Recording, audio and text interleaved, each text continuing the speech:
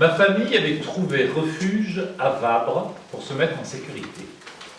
Nous devions cacher certains de nos parents recherchés par les autorités du Vichy. D'abord, qu'est-ce que tu as retenu de l'histoire qu'on vient de te raconter là? C'est qu'il avait le petit Théo, qu'il avait 13 ans, qu'il n'allait pas à l'école, s'il n'avait pas le droit. Parce qu'il était recherché par la STP. STP? C'était pas plutôt le STO? Ah si, du coup il allait couper du bois avec sa famille. Une vie assez dure, il devait se cacher parce qu'il était recherché et aussi il devait beaucoup travailler. Vabre a toujours accueilli les minorités qui sont pourchassées par l'État, par la royauté. Il y a beaucoup de protestants qui se sont réfugiés ici parce que c'était un lieu qui était protégé. Oui.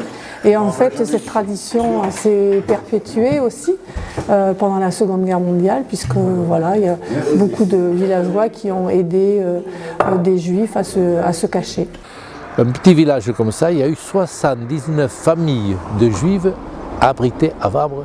Ma grand-mère avait abandonné le premier étage de sa maison, vivait au rez-de-chaussée, et un couple je ne savais pas que c'était des Juifs d'ailleurs, un couple était là.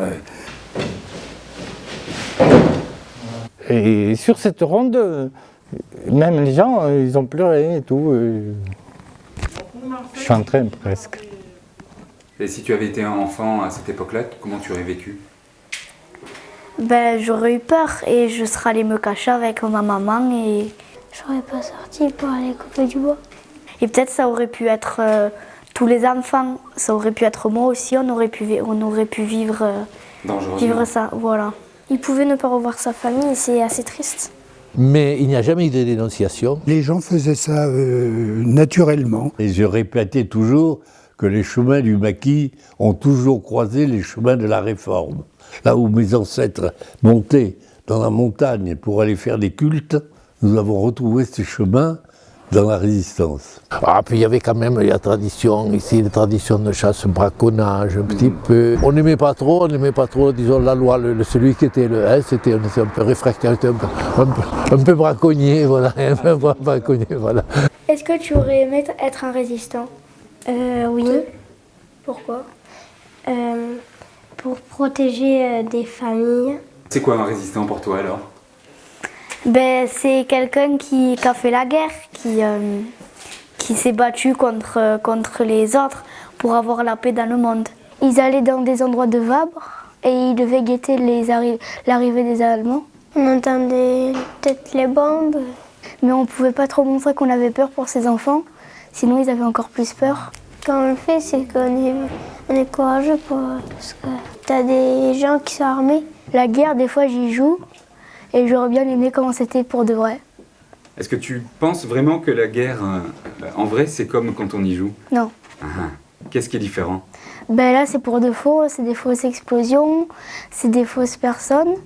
Alors que là, c'est des vrais fusils, c'est des vraies explosions. Toi, des fois, tu te dis, voilà, il faut que j'ai du courage ou c'est facile? Des fois, il faut avoir du courage pour des choses. Se baigner dans la rivière. C'est un peu lassant d'être toujours la femme du maquisard. L'histoire ne s'occupe pas du tout de la population féminine. Or, la population féminine en France était majoritaire par rapport aux hommes, et quand on prétend qu'elles n'ont rien fait pendant la résistance, c'est qu'elles ont vécu et fait vivre les vieux et les enfants, et que survivre était la première chose importante. Il faut avoir du courage pour surmonter ses peurs, pour ne pas rester dans ses maisons bloquées à la fenêtre à attendre que ça passe. Et aujourd'hui, il n'y a pas des enfants qui se cachent ou qui ont des vies très difficiles? Oui, souvent les réfugiés, c'est des gens qui sont attaqués dans leur pays. Et il n'y a eu qu'un seul juif qui n'est pas reparti, il est mort de sa belle mort à Vabre, comme ça, mais c'est le seul. Tout le monde est reparti. C'est d'ailleurs pour ça que Vabre est rentré le 30 octobre dernier dans le réseau Ville et Village des Justes. Je n'ai rien dit de Martine Niemöller. Lorsqu'ils sont venus chercher les communistes, je n'ai rien dit. Je n'étais pas communiste. Lorsqu'ils sont venus chercher les syndicalistes, je n'ai rien dit. Je n'étais pas syndicaliste. Lorsqu'ils sont venus chercher les Juifs, je n'ai rien dit. Je n'étais pas juif. Lorsqu'ils sont venus chercher les catholiques, je n'ai rien dit. Je n'étais pas catholique. Et lorsqu'ils sont venus pour me chercher, il ne restait plus personne pour protester.